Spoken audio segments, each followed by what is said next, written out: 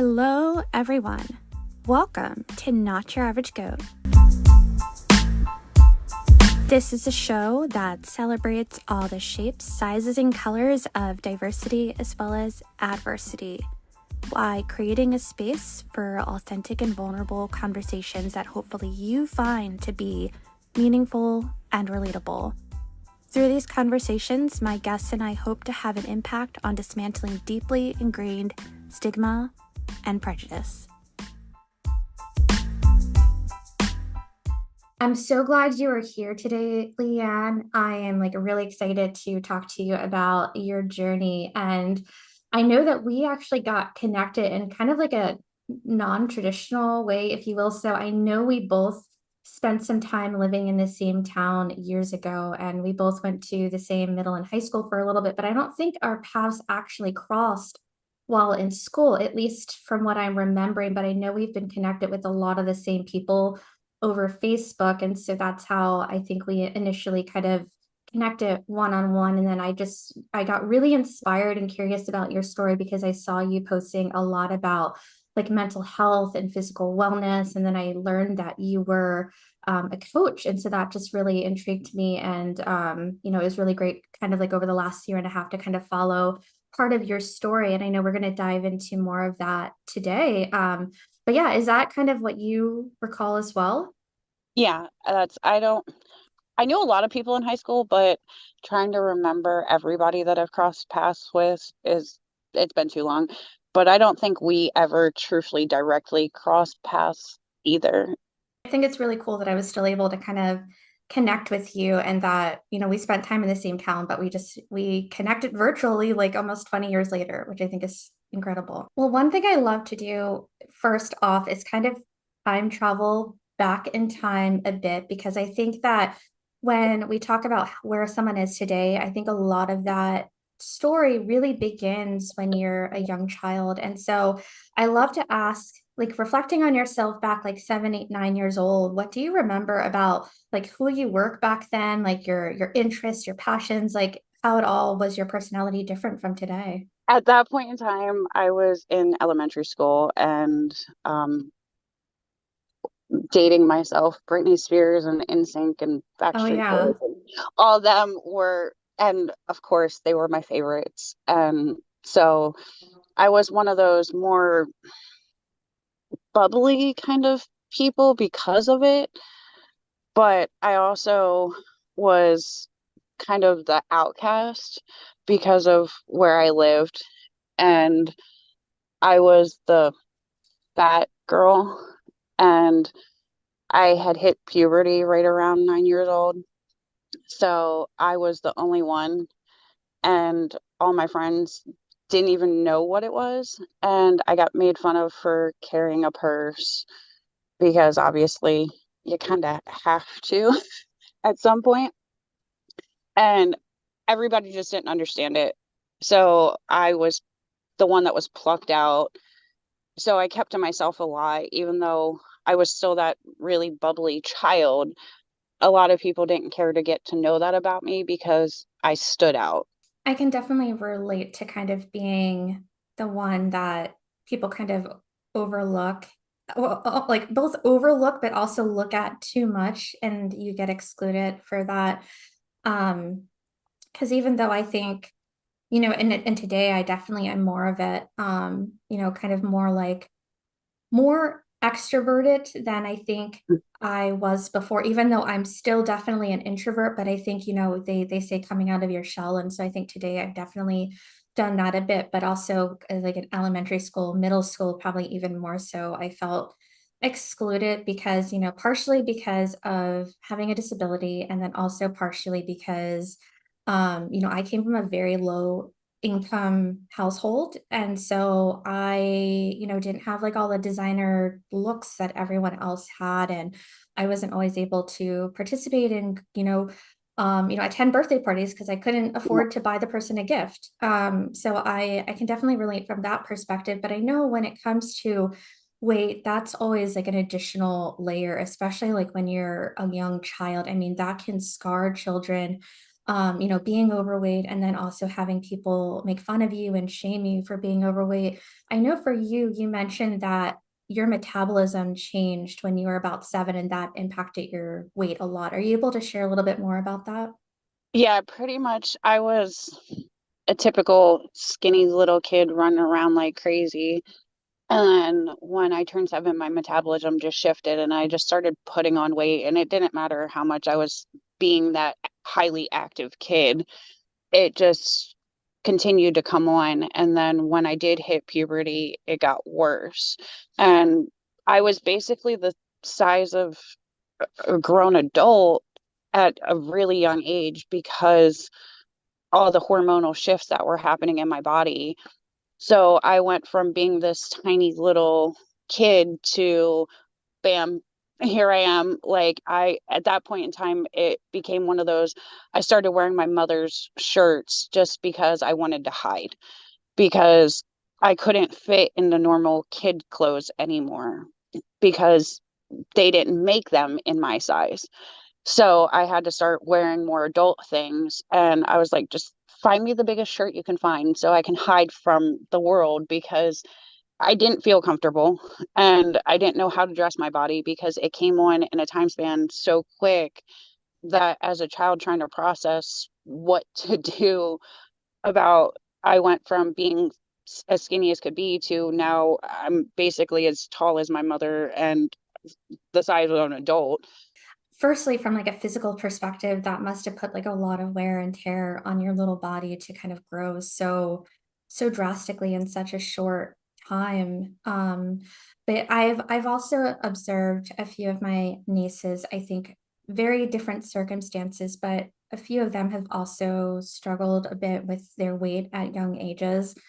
And I remember seeing them like the dead of summer, 95, 100 degrees, with like oversized t-shirts, oversized hoodies, oversized sweatpants on, really trying to hide their bodies, even in the middle of like they'd prefer to suffer and sweat the hell off versus have any of that be exposed and be judged for their bodies. So I think I think that that's something that can be definitely really, really tough for kids. And it's, looking at them, that's definitely tough for me to kind of think about, what is that doing to their mental health and their like it's probably causing some kind of identity complex, like very young, and something that they shouldn't have to deal with. And I'm sure you probably had similar experience as well.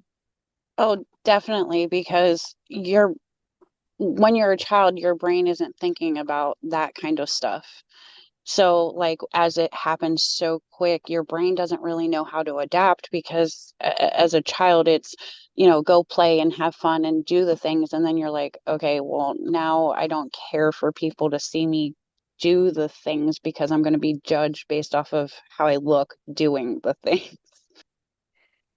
You also mentioned that you started puberty really young as well. So you got your first period when you were 9 years old, which is very, very young. So I was actually doing a little bit research, and it seems that the average child gets it around 12, and everyone else gets it somewhere between like 10 and 15. And some people can even get it after 15. So the fact that you got it even outside of that range, 10 to 15 range, is seems very rare. Yeah, my mom got hers right around the same age. So she knew that there was a good probability that I also would as well. So she started having the conversations with me when my metabolism started to change because she realized that it was probably going to be the start of the possibility of it coming soon. So she started having the conversations with me about your body's going to change. You're going to have all these things happen. She's like, you're going to end up getting your period. And I'm like, what's that? And she had to explain to me what that was and explain that, basically from that point forward, I could get pregnant and become a mom because that's what happens when you become a lady. And so I had to prepare for the mindset of one day this is going to happen. It was kind of just like a ticking time bomb at that point, but I was extremely happy that she fair warned me about it because of being so young. Like when it happened, I was half awake and in shock and was like, at least I know what it is, and I there isn't something horrifically wrong with me. Yeah, it's nice. It's definitely nice at least to kind of have the heads up about it, but I could definitely see how it was still very, very surprising and maybe a little disconcerting as well to just like, what is why is there stuff leaving my body right now? I was like 11 going on 12 when mine came, but I was probably just as shocked as you. And I don't know that I actually had any conversations with my parents before it happened. I grew up in a household where we didn't really talk about that stuff. We didn't really talk about puberty a lot, or sex or anything. So, I mean, of course, the day it happened, my mom talked to me a little bit, but, I didn't really have a ton of guidance too. So I mean, it's very unfortunate. I think that you had to go through that so young. From a physical perspective, you've also mentioned, having kids make fun of you for carrying around a purse because obviously like you need to make sure you have, pads or tampons, to help support yourself during those times of the month. Everybody looked at me like I got special treatment because in class it was you can go to class before or after class, and if it's the first 10 minutes or the last 10 minutes, but throughout the class you have to sit. And when my mom had to tell the entire school, so like all my teachers knew, my principal knew, everybody knew, because like my mom's like, I'm not going to have her sitting there and ending up having a mess of herself because she doesn't have the time to go to the bathroom. So we would have 2-minute bathroom breaks, and that was it. Like if you didn't go to the bathroom in those 2 minutes between classes, then you were stuck, unless the teacher was like, yeah, okay, you can go. Well, every time I was like, can I please? And like the whole class would look at me and be like, why does she get to, nobody else gets to go? Why does she get to go? So I was always the limelight, but then like it was like, oh, well, there's something wrong with her. So like what's wrong with her? And everybody would sit and pick and ask questions, and I had people try to take my purse, to open my purse to see what was in it and see what was so special about it, because at this point in time we hadn't had sex ed in class, and I ironically enough had already gotten it and then had to sit through sex ed, and I was like, I already know all this stuff. Yeah. And all the other girls in class are kind of like, wait, what? What's going to happen? And I'm like, hold on, now you're getting it. I'm like, now you understand that you're going to have to carry a purse to have these things. And maybe now when you see me with my purse, you'll understand. So it was quite hard on me because I would get anxious about being like, can I go to the bathroom? Because everything would stop. Like everybody'd get quiet and the focus would be on me. And then the minute I'd come back in the classroom, all the focus was on me. And then, like I said, they wouldn't want to talk to me otherwise, other than, finding out why I was this mysterious person that could go to the bathroom whenever I needed to and why I had the purse. And they didn't care to actually have a conversation. It was, they were doing it in a bullying manner. So it just made me want to hide that much more. So I didn't make friends. I think about it though, and I wonder, your mom made the choice and hopefully consulting you and kind of letting you know that this was going to happen, but kind of made the choice that we're going to tell everyone so that you are able to go to the bathroom and you don't have to sit in a mess. But I imagine that there are probably other children who get their period just as young as you do, but them and their parents opt to not tell everyone because there's like this shame about, why is your daughter getting her period so young? Like, what did you do? Um, like kind of like this judgment and shame about it. So I imagine that there are probably girls out there who have had to sit in the classroom making a mess, because they didn't have that support of their parents, like saying, hey, like we need to do this hard thing. We need to tell everyone. Even I know it's going to be hard, but it's the best thing for you. Well, and it truthfully is the best thing because as a child, you already feel shameful about it because you feel like there's something wrong with you because you don't understand that it happens to everybody. Like every woman, it comes along and it is a thing. So as a child, you're like, I don't want to speak up. I don't want to say something. And if your parent isn't there to support you in telling people, you're kind of on it alone. Like you're stuck on that journey alone of figuring out how to navigate it without the support of other people that do understand.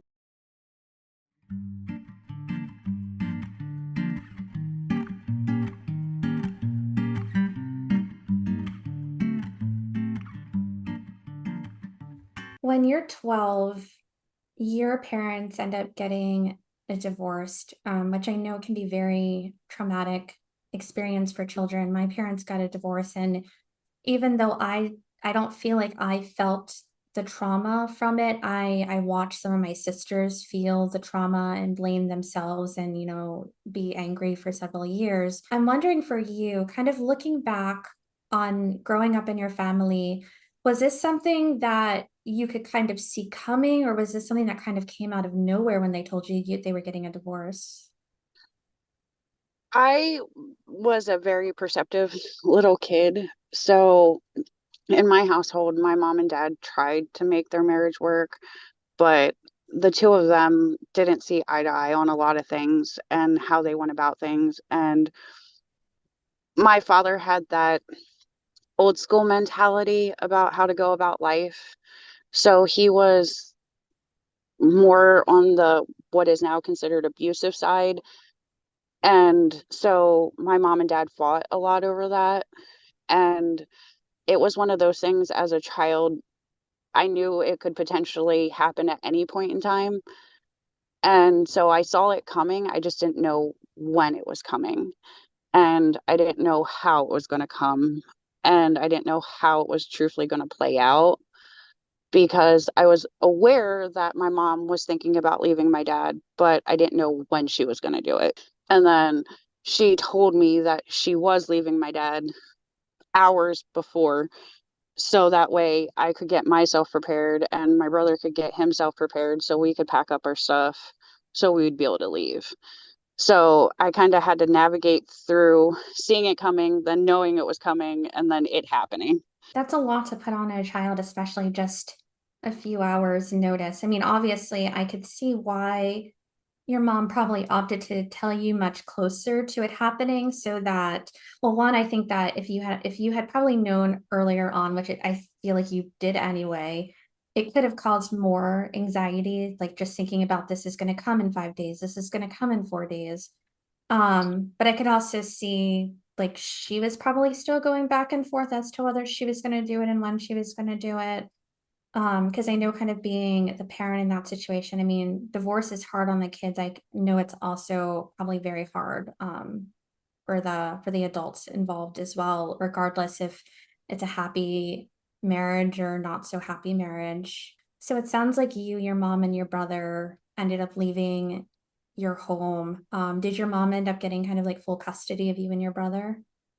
Well, because my mom took us, she initially had the custody, and then her and my dad talked about it, and he was unsure what he was doing and if he was staying in the state or not. So when they went to court, it was agreed upon that there wasn't a definitive custody agreement. Like my mom just had sole possession of us and sole custody of us. And whenever we wanted to go see my dad, we could go see my dad, regardless of if he was in the state or not.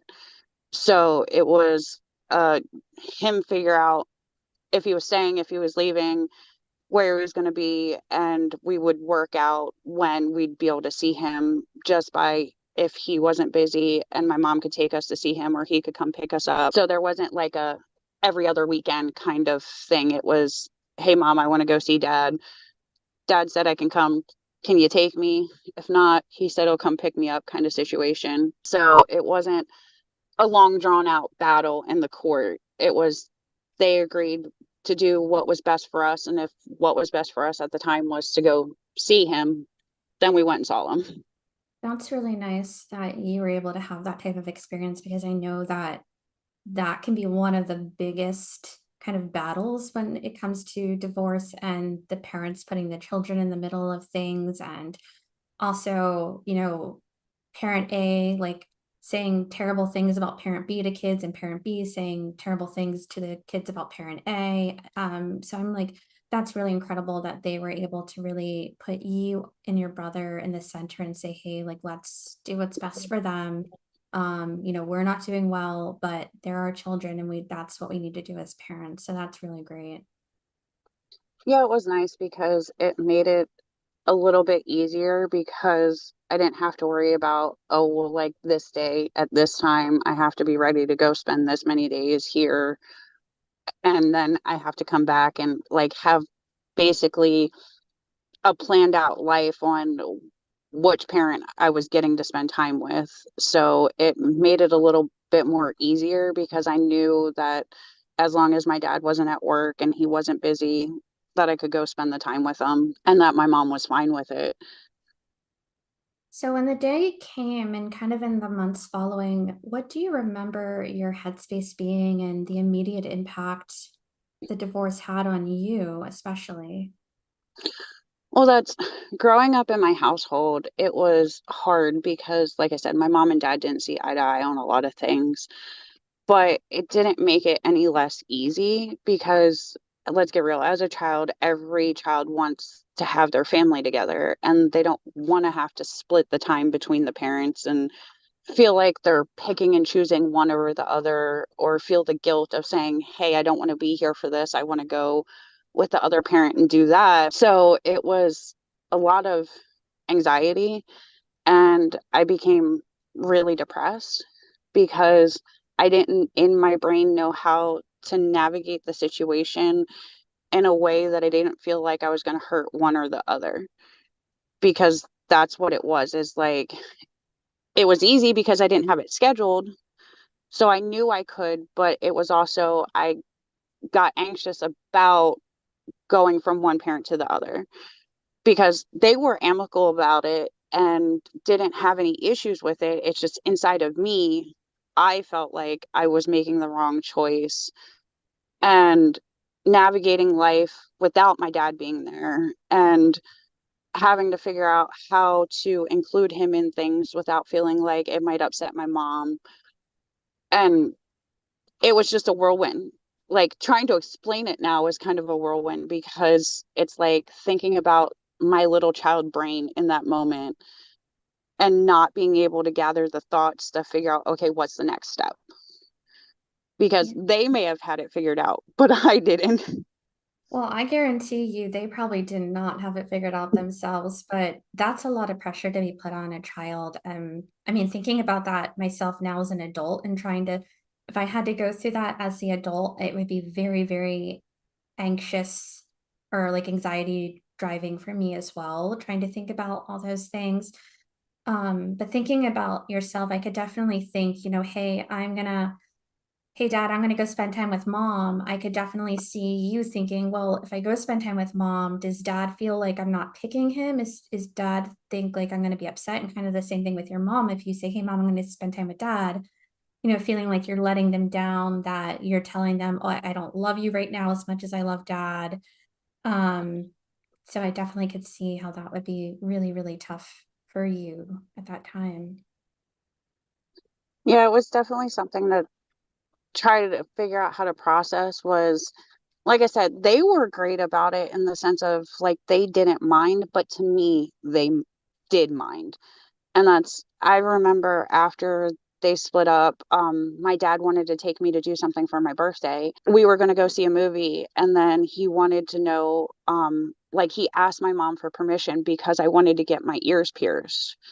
And he asked her if it was okay for me to get my ears pierced. And like I said, the two of them were amicable with each other and like they weren't trying to overstep each other. But to me, I'm like, like I told dad I want to get my ears pierced, and he's like, okay. And I'm like, but is mom going to be like, no, because you're doing it with your dad?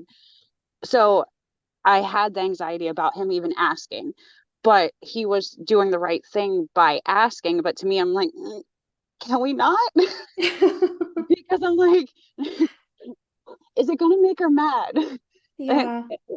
because I'm like, and my mom had no problem with me going and doing these things and experiencing these things with my dad. It was just a matter of, in my little self, I'm like, what if it does make her mad? Because I'm not doing it with her and she's not going to be there and she doesn't get to. I've had my ears pierced since I was a baby. So getting my ears pierced again, it was like, is mom going to want to be there for that moment? Is she going to want to see it happen? Like, does she care if I get my ears pierced? Does she not? Like, I didn't know how she felt about it. So it was just a whirlwind of thoughts and emotions. And it's like, I'm with my other parent, so this shouldn't be a problem, but is it going to be a problem? Yeah. I know all of these experiences and feelings have a lot of anxiety wrapped up in it, but from what you're describing, it sounds that you are a true empath. From the way that you were able to kind of put yourself in your mom's shoes and wonder, does she want to have that memory, as a Mhm. parent? It seems like you were always caring about the feelings of people and you always had that empathy and were able to put yourself in their shoes. Even if like kind of what you were thinking their feelings were wasn't necessarily true at the time. I think that's a very natural thing to do, but it also, I think, showcases your empathy for people as well. Yeah, I've kind of always been that way of thinking about how it'll affect other people and how they're going to feel and how bad it will impact them. I always try to put everybody else before myself. So their feelings tend to come before my own. I know that. So when your parents get divorced, you were at the time living in a town called Bel Air. Today is quite different, but when we were growing up, for folks who are not familiar with kind of like the Maryland area, I would say that Bel Air is kind of like the equivalent to kind of like thinking about like your Dallas or like your not super rich part of LA, but still kind of rich part of LA. Like it was like the town where everyone had money. You knew if someone came from Bel Air that they had probably a huge house, tons of money, and they were considered to be stuck up and snobby. And so, can you tell me more about kind of like what was the impact growing up in Bel Air and having this experience happen at that time? How were those things connected for you? It was really hard for me because my family was a working class family. And we ended up, we were forced to move from where we were living before that. And Bel Air was the only place that we could find something quick enough to be able to move into. And instead of living in a nice fancy house, we ended up living in an apartment. So, like, all these kids that are already looking at me a type of way, they're walking around in all name brand clothes and having all the things. And we were middle class people. And, my mom and dad both had to work for a living. And so we had enough. We had more than enough, but it wasn't, well, at least to me, it was because that was what I knew. Until you drive around and see what everybody else had and how everybody else was, it was like, oh, we're better than you. And if we're not better than you, then we're going to make sure we're better than you. And it was like a constant competition of who could have the best of the best and whose parents had the best job. And as a child, you don't start to think about, oh, my house is this big, and oh, my parents drive this car, and oh, my dad's a lawyer. It's more about playing and having fun. So then it became oh, well, my parent just went out and bought me this brand new thing that literally just came out that cost $200 and didn't bat an eyelash at it. And I'm like, yeah, I couldn't ask my parents for something like that because they would try to find a way to make the ends meet for me to have it, but then I'd feel guilty for it.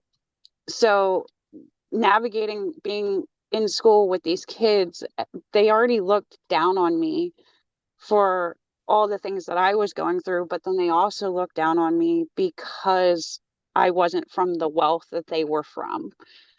And it was like they were completely and utterly oblivious to the idea that somebody might not have as much money as them. And I'm like, the world has many other people and many other places, but it was like to these children, Bel Air was it. And like, if you weren't from there, then you were nothing. So it was hard because it's like, I'm definitely not from here. And my parents definitely don't have the kind of money your parents do. And I definitely don't have all the things you have. So it became hard trying to figure out how to make friends just because my social status made it where they didn't want to be friends with me. Yeah, I mean, children, I think, especially when they're that young, it can be really hard for them to see how broad the world is because it's like especially thinking about Bel Air and Harford County, there's not a lot of opportunity for them to be exposed to different family structures, to different cultures. It's just not a very diverse part of the state. So I think that that's a big thing. I think that's why it's so important for children to be exposed to so many different types of things because then this judgment and this stigma doesn't exist. I also imagine, though, a lot of families in Bel Air probably were all two-parent, non-divorced families. And so I could see kind of like when your parents got divorced, that probably added another layer of judgment or something that these kids could poke fun at too. Oh, definitely, because like I said, both of my parents had to work for a living where most of them, their dad worked and their mom was at home with them. So they had at least one parent consistently there and then the other one working. Where when my mom and dad got divorced, it went from, I had two parents in my household and I may not have had them, consistently doing every single last thing with me. But I mean, I was in school for how many hours out of the day. So that wasn't a totally unheard of concept to me. But like these kids, they knew no matter what, one of their parents was home and the other one, the only reason they were gone was because they were off working. Where when my parents split up, it was I now have to go back and forth between the two and trying to navigate that and the kids realizing that my parents weren't together, it made them start to pick even more because it was just yet another thing that made me stand out, that made me different than them. And the idea of not having a whole family together to them, like I said, was a lost concept. It doesn't happen, it doesn't exist.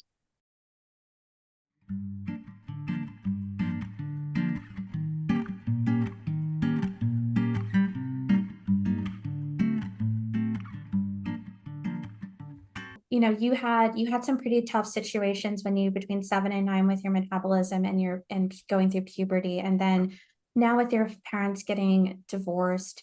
Can you tell me more about how did your mental health continue to kind of um I don't think dwindle is the right word, but I guess how did the divorce impact your mental health even more? And did you start to see like a therapist or get medicated for depression or anxiety at this point? Yes. My mom realized that I had closed myself off and that I'd shut down, like so much so that I was locking myself in my bedroom and refusing to come out. And she was worried about if I was eating or wasn't eating, if I was sleeping, if I wasn't sleeping, because I didn't care to talk to nobody and I didn't care to be around nobody. So it finally got to the point that she was like, okay, I'm taking you to see somebody and see what we can do about it. So, I don't know how many people know about Shepherd Pratt, but she ended up taking me to see a therapist there. And I would have to go to therapy once a week. And she decided that it was probably best that I get put on depression medication to try to get me out of my funk, as she would like to call it, and see if it helped any and if it changed my mood in any way, shape, or form. So that way I would start coming out of my bedroom and actually seeing people. I know that when it comes to preteens and teenagers, I feel like I was probably this way. But I've also seen like my nieces and nephews kind of like you kind of go into yourself and you become like almost like emo-ish at a certain point. And Yes. that's without necessarily having a divorce and like metabolism issues on top of that. Some people don't even have to deal with that, and you still see a lot of preteens and teenagers kind of recede into themselves. So I can't even imagine kind of like having all these extra layers on top of that, what that was doing to your depression and to your anxiety. So I'm really glad that your mom did take you to get professional help. Because I even today there's still a lot of stigma when it comes to depression. And so, thinking back, like almost over 20 years ago, there was definitely a lot of stigma. There was Shepherd Pratt, for instance. I remember like if there was ever any mention of someone ever going there once, that was like, oh, that person must be insane because it's a Yes. mental health facility for those who are not familiar, the local one in the area.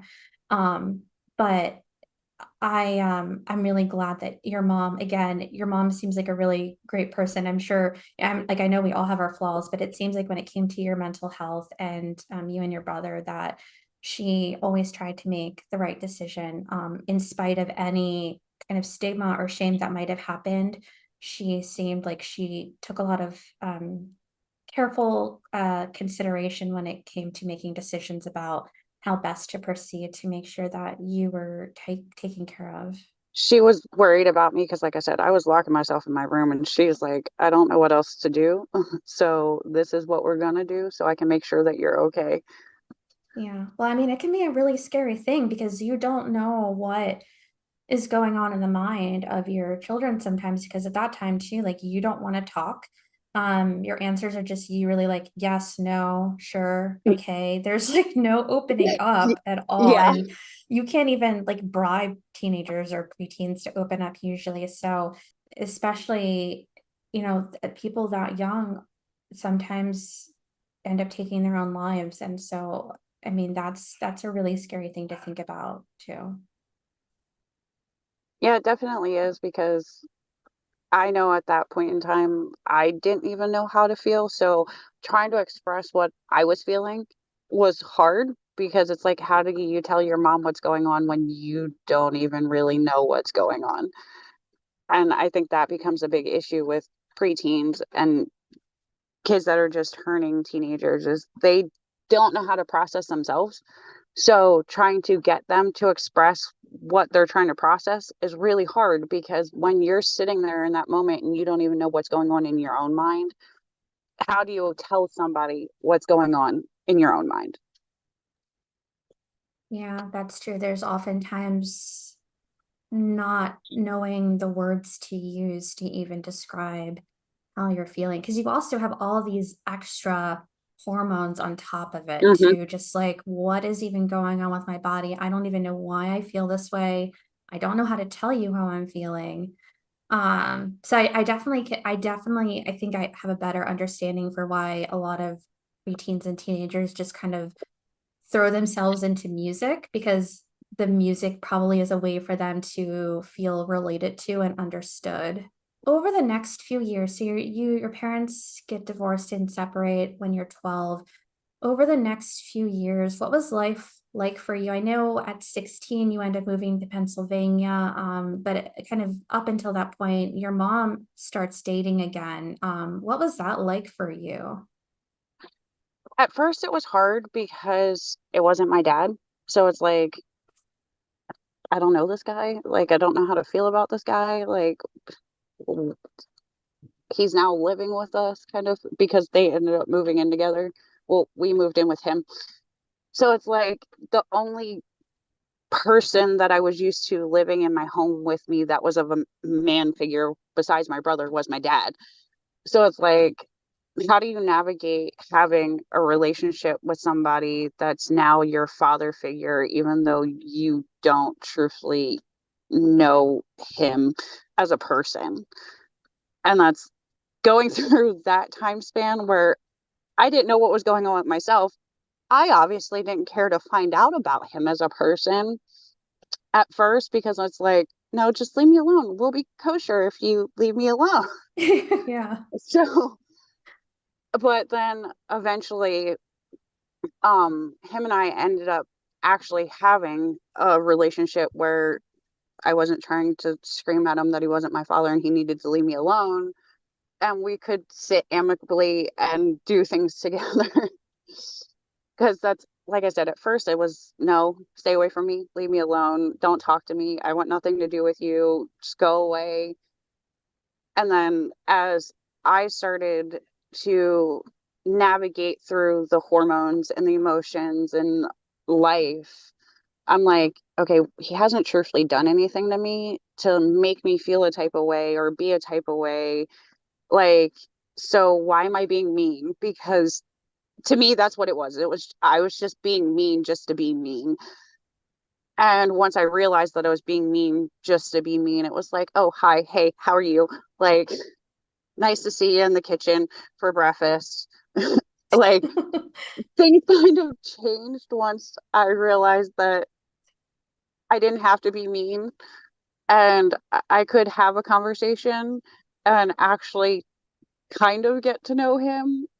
We ended up having one of those, like, we could sit down and joke and laugh and carry on and play board games, play card games, like as a whole family kind of relationship because I stopped being mean. But it's definitely not surprising though. I mean, you probably still had a lot of complicated feelings, like you're not my dad. I'm still not fully in acceptance that my parents are never going to be back together. And you being here is, kind of making that concrete. And I don't want it to be concrete just yet. It was the thing that was the stamp on the reality check of life because up until that point it was like I can check out and just be like it mom and dad will get back together at some point. It'll be fine. It's no big deal. But then like my mom being with him was like, yep, nope, here's reality. And that's what it is. When you moved to Pennsylvania, is it with this new guy that your mom's with, or is it a different guy? It was a different guy. Oh, so Yeah. the guy you came to like was no longer in the picture. So how did that come to be? There was issues that came up between my mom and him that I truthfully wasn't even aware of because at that point in time I had friends and I was living life and I was being a full-on teenager, never wanting to be home, had gotten my license, was consistently out driving all my friends around. So I was completely and utterly oblivious to it. And my mom decided to leave him. And I didn't know that things were going to happen the way that they did. And then my mom ended up meeting another guy and we moved up here. And my mom and all of us moved in with him because we didn't have anywhere to live up here because we're 2 hours, I think, at the minimum. When we moved up here, it was like right around 2 hours away from where we lived. So it's just easier to move in with him because he knows the area up here and has a place. I guess how well did you know this new guy? I had met him between a couple and a handful of times before we had actually moved up here. So I didn't know him all too well. Seems like it might have been very unsettling for you to kind of, well, one, you're kind of being, you're having this family separated, and then you're being forced to kind of move out of state and into this home with this guy who you don't know very well. I mean, I could definitely see that feeling very kind of disconcerted about all of that. Oh, I was definitely back in my mean stage again because I was like, no, just leave me alone. Don't talk to me. I don't. And at the same aspect, when I say I was being mean, I was because I didn't care to develop a relationship with him because at that point in time, my life had been turned upside down because I went from living down in Abingdon and pretty much which is considered the suburbs to I'm now in this little itty bitty town in Pennsylvania where you have to drive to get to a grocery store. So I'm like, it was a total switch of life. And every chance and every opportunity that I had, I was driving myself back down there because I wanted to be back in my old life and not in this new reality here. So it was definitely all kinds of crazy. Yeah, and I can imagine also having to leave all your friends at such a pivotal age of 16 would have been really hard too. Oh, it was like I said, it to me, my whole entire life had turned upside down. So you're actually still in Pennsylvania today. So it seems that at some point you learn to love the state. I don't know if you've moved away from that tiny little town into another area. I moved from one tiny town to what is actually smaller of a town. Oh man, the irony. I fell in love with the mountains, so that was Oh, what made me make peace with this state.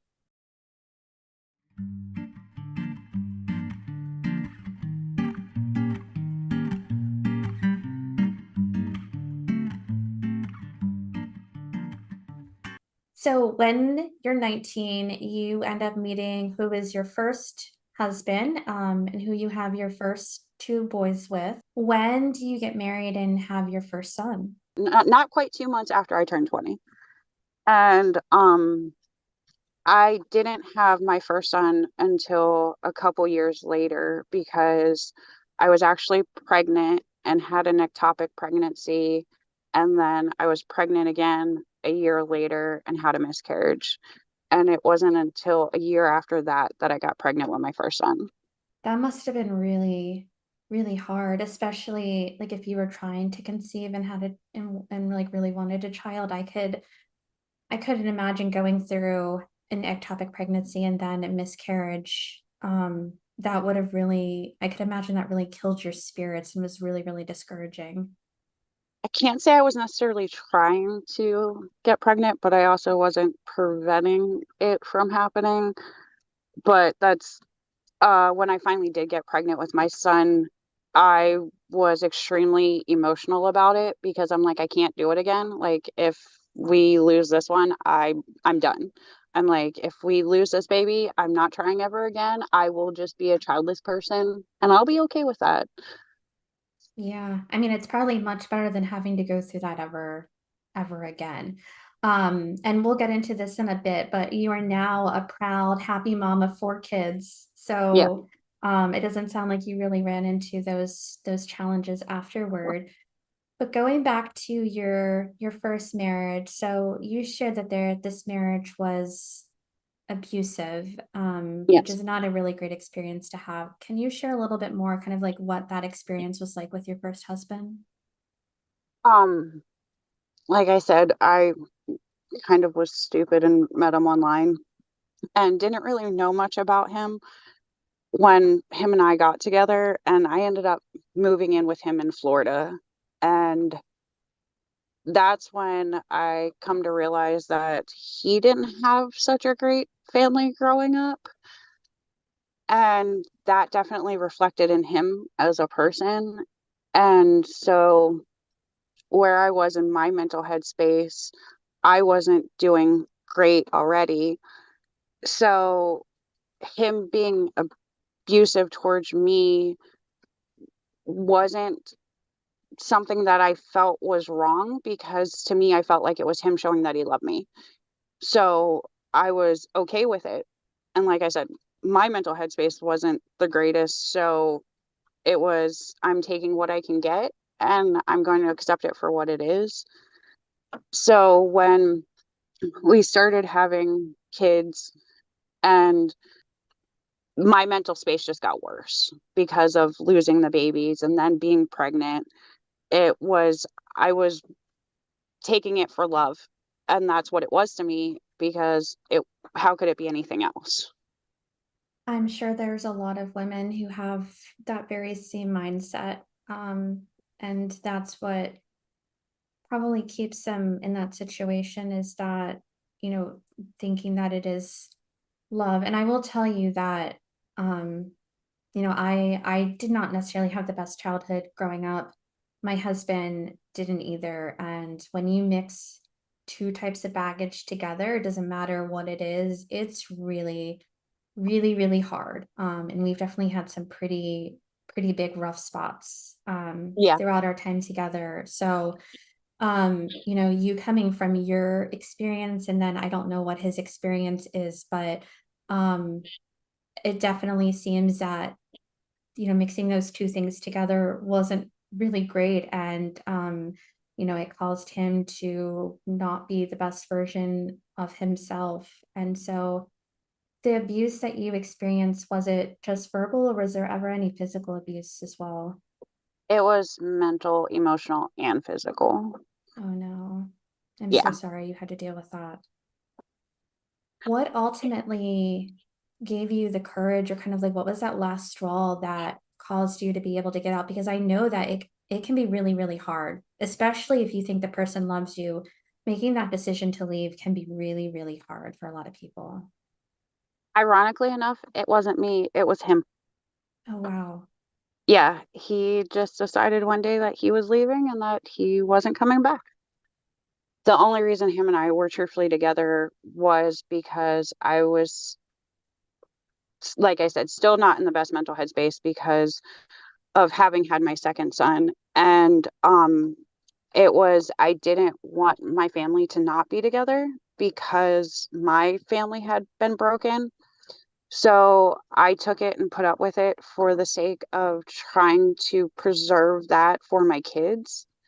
So when he made the choice to leave, like it was shock and awe, but relief all at the same time. So my head was kind of spinning about how to feel about it because I'm like, no, you're ripping our family apart, but now I don't have to deal with all this anymore.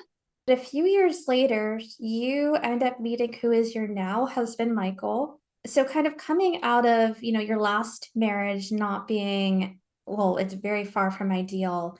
What was it about Michael that really stood out to you, and kind of how did you like mentally like prepare yourself and say, hey, like let's make sure that, I'm being really wise about going into the next relationship and, kind of like not letting history repeat.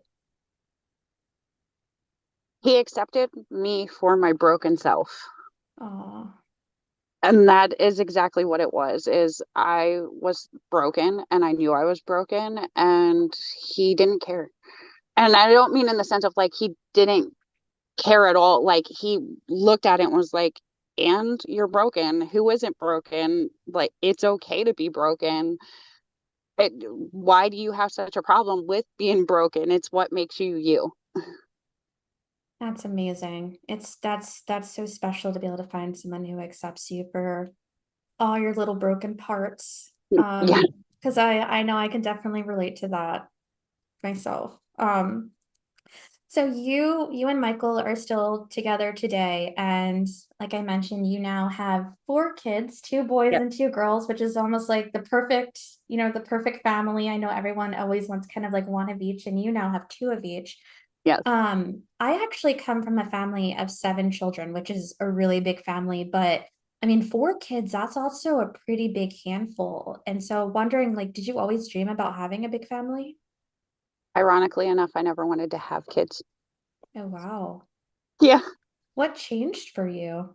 The possibility of being a mom, like it was when I was 16, I was like, I'm never having kids. I don't want to have kids. I'm just going to go off and live my life and let it be. And then the idea of having kids sunk into me, and I'm like, who wouldn't enjoy passing their love to somebody else and getting to watch them grow and be and become and having all those moments and all those memories? It was like, why wouldn't I want to do that? Why did I think that that wasn't a good idea? Yeah, it sounds, I mean, yeah, it sounds like a no-brainer for sure, especially like, and then not everyone wants to be a mother, which is okay. But yeah, I mean, I think for those who really cherish those types of experience, yeah, it sounds like the perfect It thing. also helps that I have a little sister that is 18 years younger than me. So I was there through her being a teeny tiny little baby and I was grown. So I got to kind of have that mom experience without actually having to go through the whole process of getting pregnant and doing the things. And I think that was what made the major shift for me, was because watching her grow was like, why wouldn't I want this with my own? Because like I said, I swore up and down I wasn't having kids and I was perfectly content with that. But then having those moments with her, it was like it could be my own kid. Like I could have this and for then they have babies and then I could do it all over again. I know that. So today you and your family are in like a very, very happy place, and I'm sure there's still growth happening. But during the 10 years that basically you were growing out, from baby number one to baby number four, I know that you definitely encountered some challenges, and in general, I understand like when becoming a mom, it can be really difficult just in general because a lot of parents experience like losing themselves and feeling like they have to give up everything for their children. And it's just, it's a very taxing and burdensome role to be a parent. There's a lot that goes into being a parent. Can you talk to me about kind of like the 10 years that you had your four children?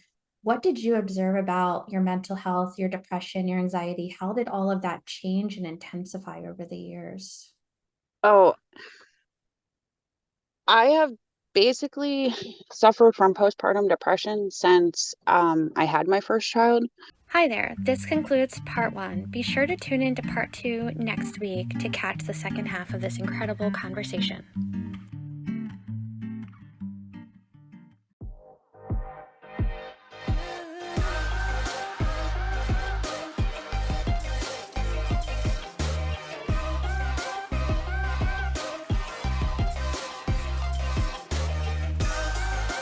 Not Your Average Goat is produced and edited by yours truly, with music by Sergey Quadrado and Anton Blazov. All content is copyrighted and should not be recreated, reproduced, or reused without explicit consent. Please visit notyouraveragegoat.org/contact for questions.